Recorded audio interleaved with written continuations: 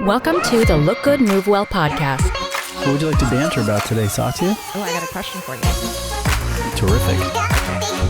So, my daughter told me this hilarious story about what happened at school earlier this week, which is that one kid had to pick another kid to do a ukulele and singing solo performance. Wow. And the kid that she picked was so mortified that he ran out of the classroom and started running home. And the director of the school had to go catch up with this kid. Yeah. So my question for you is, what is a time when maybe you didn't, but you've been tempted to just run away? Oh gosh. Man, there have been some, they've been like, I think probably just like high pressure, sports situations where, or like high pressure sports or high pressure, like presenting situations where I was just like so overwhelmed by how scary and yeah, just so overwhelmed that I was like, I just don't want to deal with this right now. And, like couple that really stand out were like the first night or the first morning that I ever was going to coach a CrossFit class. Like really? I was going to lead the full class start to finish. And it was like, it was just new. And I was like, despite how knowledgeable I was relative to the people that were in my class, like I was the new guy. These were members that had been there for a while. I was going to have, 30 people in a 5 a.m. class. I think the workout was going to have snatch in it. So I was going to have to do like PVC snatch drill. Like it was just a thing like that. It was very intimidating to me. It was all new. I like barely slept. I like prepared a ton. Aww. And it was going to be like 2 or 3 classes back to back. And I just remember like going, I mean, I went through with it. I didn't like run away, but by the end of it, I was like, it was, we finished at 8 a.m. after 3 back-to-back classes, and I literally was done for the day. Yeah. I was like, okay, I'll see you later. Thanks for the experience. This is cool. And then I guess more recently was in 2016. Like I was about halfway through, or not even halfway through. I was like just kind of starting Murph on the second. Like they had it such that we had to do, we had to partition our reps so that it was basically a 5-round workout. Mm-hmm. So it was, 20 pull-ups, 30 push-ups, 40 squats, 20, 40, 60. Yeah, 20, 40, 60 times 5 rounds. And we had run the mile. I was done with the first round. And I was like on my push-ups of the second round and just getting, I think every time I started doing push-ups, the judge was just like, the first 7 reps or however many I did as fast as I could, she's like, no reps. I was like, it was almost like they had like a meeting in the back where they're like, just no rep everybody on their first set of push-ups. Like, and I'm not, it's not like an exaggeration. Like I truly think like, Dave Castro was just like, this is how we're going to do this. Like no rep everybody or, whatever, like make a statement early on in the workout. And I just finished it and I was just like hot. It was really hot. I had the vest on. I was just like feeling a little claustrophobic. Yeah. Like people were ahead of me. I was like, this is only Thursday morning. Right. Like, we got, or whatever, Friday morning, I've got 3 days ahead of me. Like, fuck this. Like, and I just was like, I think this is when I'm going to just walk through there's a stadium entrance, that I could see all the people above it, cheering. And I was like, I'm just going to go and like tell the judge that like, I think I pulled something and just walk out of here. Like, I'm really going to do that. And it was bad. I didn't do it, but I was very close. I felt it. And then, I think I just locked in on like one person in the stands that was like, that I knew from home, who I was like, man, this person's basically pulling me through this round. And by the time I got through into round 3, I could see that the end of it, I was like, okay, I'm going to make it. And I snapped out of it, Over but I just was like, just keep moving. Yeah.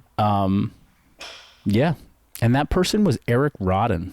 Really? Yeah. Wow. Yeah. So just a total side note for those listeners. Most of you probably don't know who he is, and he's certainly not listening, but this was a client that I was very close to and I really had a deep love for, and I offended both him and his wife through a choice that I made on the business, not intentionally, but they took such offense to it that they cut me out of their life immediately, and it was one of the most traumatic periods of time I went through as a business owner. I'm super sad, but that was right when I was coming on. That's right. Yeah. But shout out to Eric for pulling me through Murph, man. Wow. Appreciate you for that. Oh. Yeah. Haven't spoken to him since that day. It was really too bad. Yeah. Yeah. How about you? What have you wanted to run from and vomit your way home with?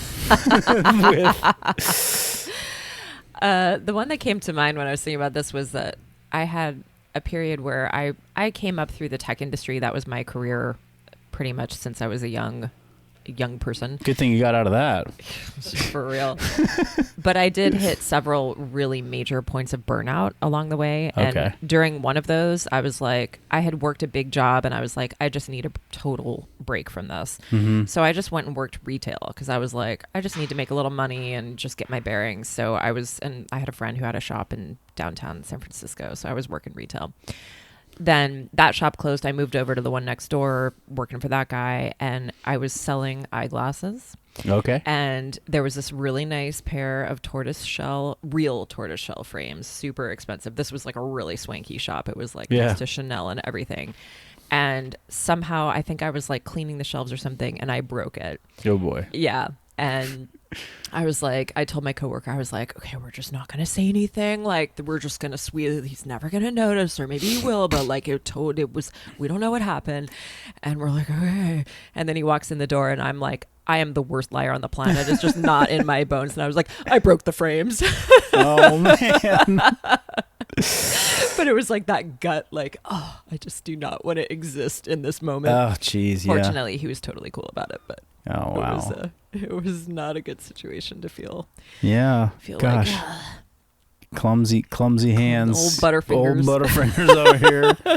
Well, now that you say that, I'm sure if we sat long enough with this topic, we could come up with some good ones. You know what I'd love to hear is all of you listening out there, jump into our DMs and tell us the time that you wanted to run and vomit your way into hiding.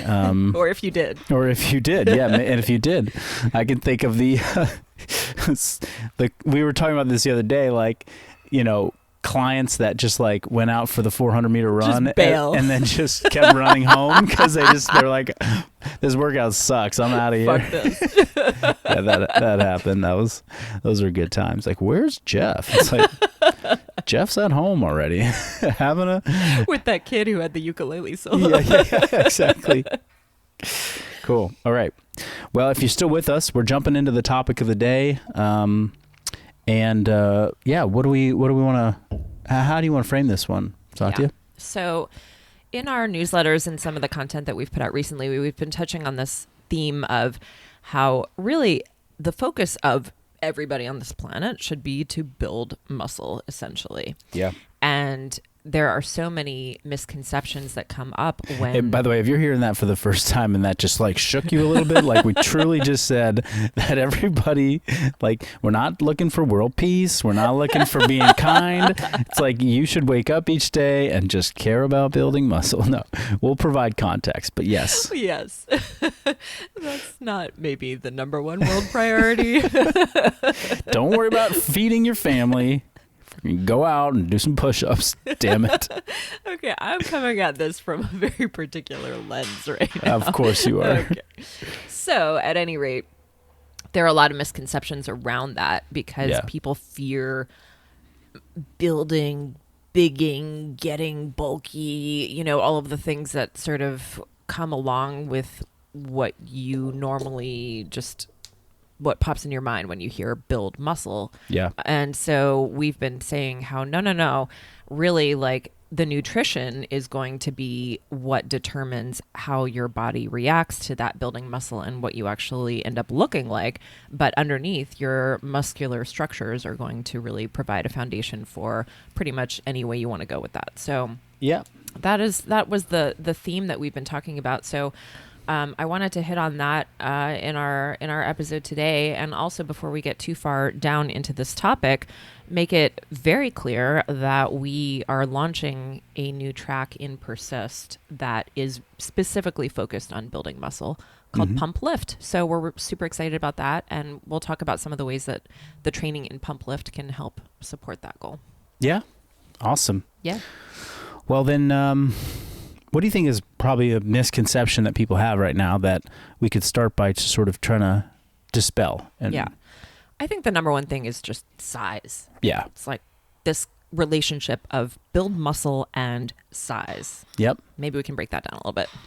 Absolutely. Yeah. I mean, a couple things come to mind. And the one is that I have not ever heard, I heard this recently, and it really stuck out, it stuck with me. And if you ask athletes, people that train in sport, people that train in bodybuilding, people that train in anything where muscle is really like desirable, like you want to build muscle, you never hear anybody in any of those environments say, gosh, man, putting on this muscle is just, it's happening so fast. It's so easy. I gotta slow it down. Jeez, if I just keep doing the bare minimum, I might explode with muscle, right? 0 people have ever said that. You'll hear somebody say, like, I put on muscle easily, or I put on size in my upper body easily. Those folks are likely a little bit misled. Like, there are, if you look at the actual tissue growth of people, like, the most muscle that someone can put on in a period of time when they're doing everything perfectly and they're, combining anabolic androgenic steroids and PEDs, like, it is even at that rate, people are not being like, well, this is too much too fast, right? So the idea that any approach that you take to building muscle could, suddenly result in you being this enormous person and changing your shape and size so dramatically and quickly is really just, it's kind of nonsense. It's nonsensical. Now, with that said, people can fairly quickly put on body weight, but that's not through lean muscle tissue. That is through body fat. You can accumulate body fat way faster than you can accumulate lean muscle mass.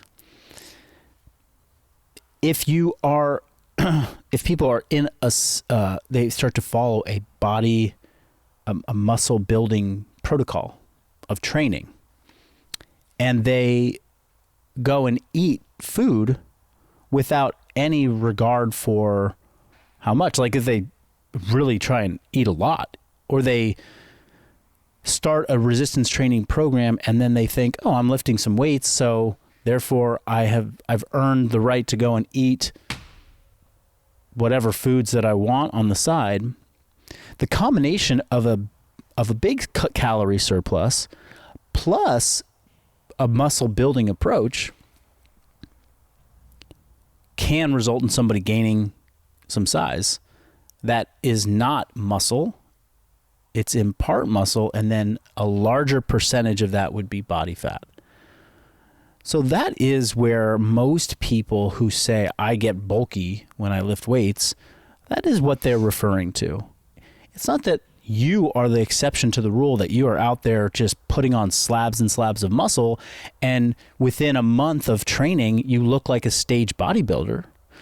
No, the reality is that you have put on maybe a couple pounds of muscle or a pound of muscle in that time, but you put on 3 to 4 pounds of body fat, and the combination maybe, and then additionally, if you go from not lifting weights to lifting weights and not lifting weights to lifting weights, in a challenging way, now your body is starting to store energy in your muscles, glycogen.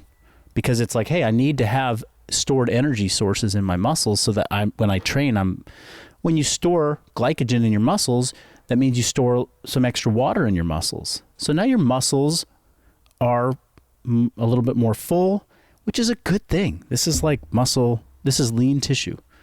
But slab on those 3 to 5 extra pounds of body fat because you're not taking your nutrition, you're not looking at it closely, and you're equating your effort in the gym to basically free reign to go and eat whatever you want. And now those 3 to 4 pounds that have changed, net change in a shorter amount of time, that feels like you're getting bulky. Mm-hmm. It feels like you're getting bloated. It feels like you're puffing up because now you've just added something to your frame and your clothes fit tighter. And as soon as your clothes fit tighter, you're like, whoa, I'm getting bigger. So that's real. But does it happen for everybody? Absolutely not. And, it's most people, I would say that doesn't happen to. Certain people, it does happen to. And we have to just really get to the root of what's happening there. Is it because you're putting on massive amounts of muscle? No.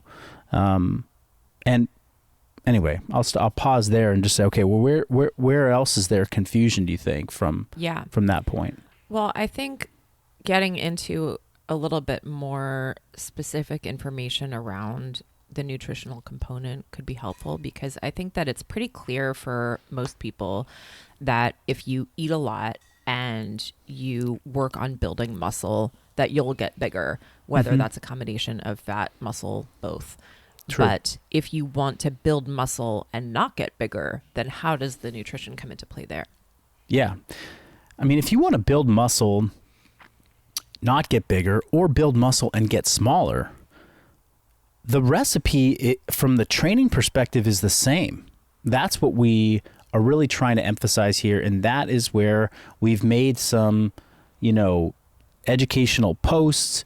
We've sent out a number of emails. We've talked about this, maybe even on the podcast somewhat recently, but look, there's a sport where they do that all the time. It's called bodybuilding, where the training program really doesn't change that much. Somebody might add 30 minutes of steady state cardio a day here and there throughout the year. But even if you took that all away and you just said, hey, this bodybuilder is following a bodybuilding training approach to build muscle, and on the first 4 months out of the year, they want to gain muscle. And then the next 4 months out of the year, they want to just maintain their muscle that they built. And then the last 4 months of the year, they want to cut body fat down. Their whole 12-month training protocol would be the same. But in the first 4 months, they would eat food in a caloric surplus.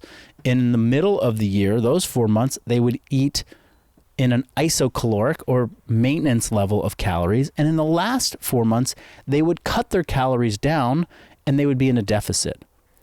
The surplus, how big of a surplus, is going to be dependent on their training age, how many supplements, or performance enhancing drugs they might be taking, in the amount of training that they do and work that they do in a day.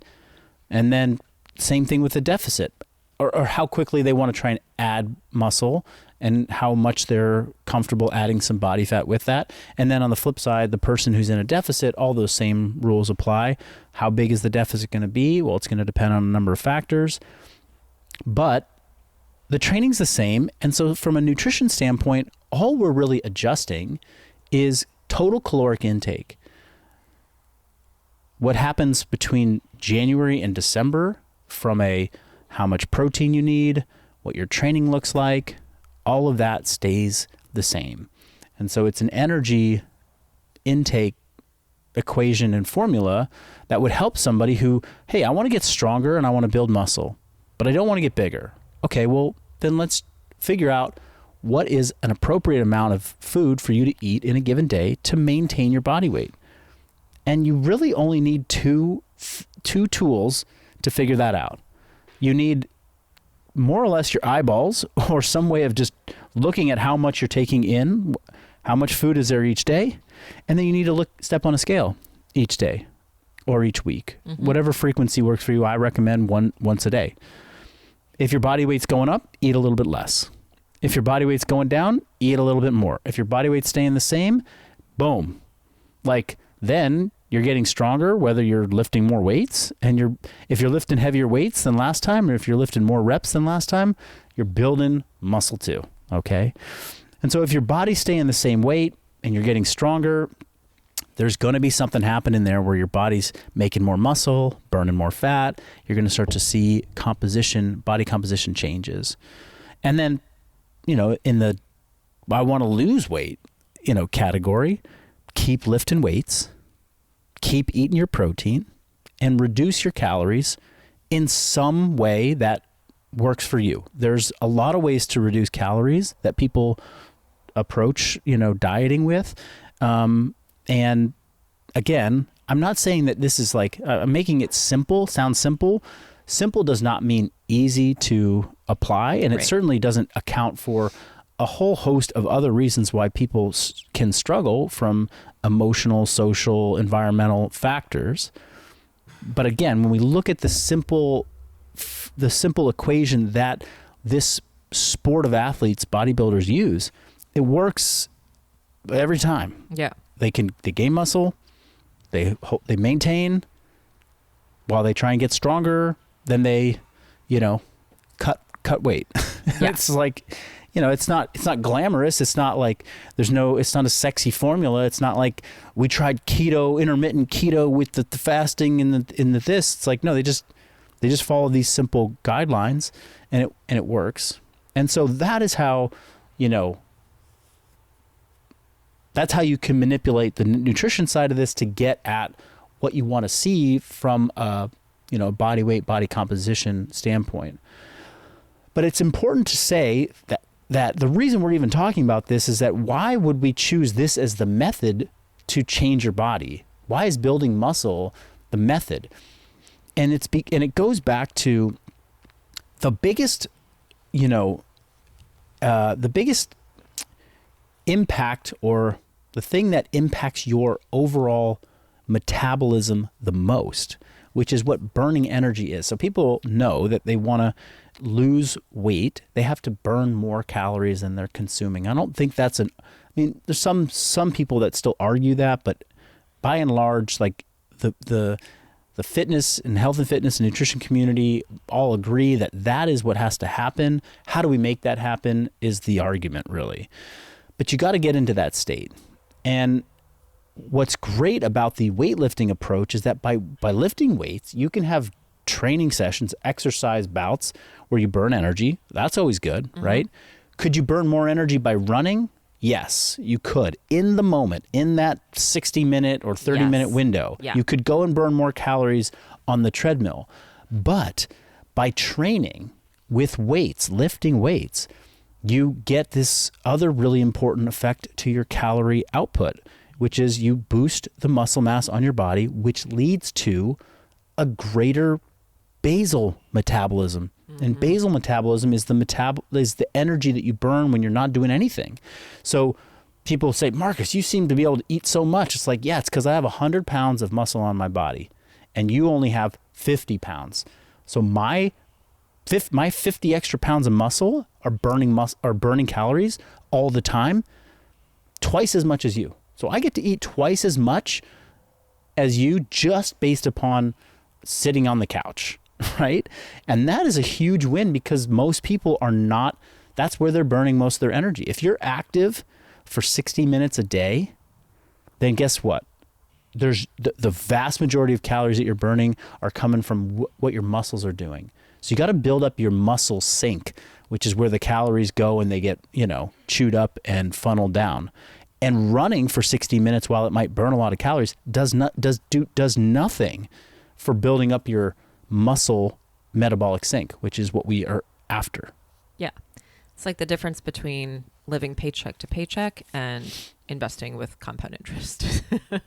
Yeah, precisely. Yeah, it's like, I'm going to go run and burn off those calories that I burned, I ate today, versus I'm going to go lift weights and I'm putting money in the bank right now. And after 3 months, yeah, think about this. It's like, today let's just keep some simple numbers. I'm burning 1,000 calories a day and at rest. But I'm going to dedicate myself to building muscle.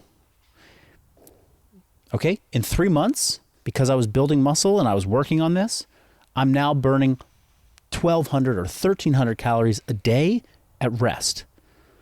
The person that chose to run after 3 months, they're still burning 1,000 calories at rest. Yeah, their run is burning good calories, but their base level is just still the same. Whereas your muscle building approach is raising, your baseline calorie burn, which, think about, like, on one day, not that big a deal, but over a course of a week or a month, that extra bit adds up considerably. And you suddenly start to see your body change. And you're like, man, like, when I'm lifting weights all the time, I have a much easier time fitting into clothes that I like and, managing my energy balance. It's just, it's always that the case for people when you compare apples to oranges, like, I'm doing the cardio approach or I'm doing the muscle building approach. Yes. Well, I'd love to touch on the structure of Pump Lift, the Pump Lift program. We've formally referred to this as Pump Hypertrophy because it's a hypertrophy-based program, but that is a difficult word to say, so we've simplified it. But I think that there's something really exciting about just having a pure lifting offering within our Persist program. For sure. Yeah. I mean, well, we've talked about this in the past, that we really have kind of, functional bodybuilding is this kind of world where we take a lot of different approaches to training, functional training, bodybuilding, and work capacity. We blend it together, and we have different ways that people can engage with it. We have our pump program, which is kind of more on the weightlifting, bodybuilding side. We've got our perform program, which is more on the work capacity, performance, functional training side. And we can kind of spin off from any of those to sort of emphasize different aspects of your fitness. With Pump, we are saying that we want to take at least one track within our training to sort of a even more specialized route, which is, we still highly value cardiovascular fitness. We really believe that everybody should be performing cardio multiple times a week in some form. However, if you're somebody who wants to go through a period of time where you're in the gym and you're dedicating the hours in the gym to really getting the most out of muscle building training, that Pump Lift, this new track that we're going to be releasing, is the place to do that, because there's not going to be a conditioning finisher in the traditional sense of what you've seen in the past from us. You won't see cardio machines mixed in there, and we will not be doing, calisthenics, burpees, things like that, box jumps that are designed to train work capacity and elevate, your cardiorespiratory output in the moment, right? Instead, we're going to choose hypertrophy finishers, additional supersets, and a variety of formats that are going to allow you to get essentially just another outlet in the training session to do more weights. Every session is going to begin like we always begin our pump sessions, with a pre-fatigue. You'll then see 2, sometimes 3 core intensity strength lifts broken into bilateral or unilateral training in much the same way we've always done, with an emphasis on, hey, we're going to cover the whole body over the course of a week. We're going to have front, back of the shoulder, side of the shoulder, front, back of the knee, sides of the hip, like covering all the different angles of our body to ensure that we're getting not just balanced physique, but balanced strength and movement capacity. And then within that 60 to 75 minute training session, we're going to make sure that we're getting additional isolation exercises. And so whereas in our normal pump format, we don't have as many opportunities. We have additional opportunities to do weight training exercises in this. And so we can do some more isolation arm exercises, deltoid or shoulder exercises, hip, calf, quad. We can touch on some specific drills that are more weight training, more resistance training in what we call the hypertrophy zone, or muscle building zones of repetitions and effort, but that are now going to cover even more parts of the body. Yeah. And some of the feedback that I've seen from some of our testers in that program are that they feel like they're getting their heart rate up because they're working those lifts so intensely, but it's a different style of training than getting your heart rate up with a Metcon or with cardio. It's like, I'm working really hard at just building muscle right now. Yeah. I mean, I think one of the draws to doing intense cardio or high intensity conditioning in training is that people feel the effort. Yes. It's like there's no mistaking that you worked really hard when you are rowing on a rowing machine and then you get off and you do, a ton of push presses and burpees. Like that whole circuit really elevates cardiovascular, system and makes you work your muscles. And it gets this kind of like anaerobic effect where you're like, whoa, this is hard. I obviously did something. Mm-hmm. So people are always chasing that. And if you can achieve that feeling through the right weight training prescription, then like the feedback says, like, wow, that felt super hard. Like I'm shaky after this workout and I didn't do a Metcon. Mm-hmm. I'm shaky after this workout. I got this massive pump. I got to lift heavier weights than I would have had I been rowing really fast next to this, bench press. But now I'm focusing on this. And so, it is certainly a transition for people. It's not like I go from one to the next. Like, the other feedback is like, oh, I'm kind of missing that conditioning workout. I'm not used to not doing it. However, you give it a week, 2 weeks, 3 weeks, a training cycle, it can really, you can find and learn that all the things that you're chasing in a training format and a training session can be achieved, even without having some more capacity specific sections of your training. Great. Well, I think that it's a really awesome option for people to train in different environments because there are some conventional gym friendly alternatives to some of the movements. It's a great opportunity to really just focus in on your lifting. And hey, I know muscle building is important and I know that I'm going to do my cardio in some other form. So this is my time to really dial in and just lift and build that muscle. Anything you'd want to add about that offering? Yeah, that one of the biggest obstacles to people that train in commercial gyms or a conventional gym format is, doing functional bodybuilding conditioning workouts sometimes don't work so well when you can't monopolize a piece of cardio equipment in the cardio section and then have to go over here. So this would be a solution for that for sure. And that this can be it can be a great. What I have found is that there are some days where you just want to lift. Yeah. And then there's some days where you want to lift and you want to do a little conditioning. Mm-hmm. And we still offer both. We offer both. We offer the original pump, what will be, it'll be known as pump condition, and then there will be pump lift, and they follow the same training format. So if you want to do, today's a day where I just want to lift, pump lift, open it up, great. The next day I want to add a little cardio in, okay? Switch over to pump condition and you have a similar format written in a way that incorporates what we have always done, which is, functional pump conditioning workouts. So there's a way to kind of have a hybrid of both. And I think that is super appealing for people.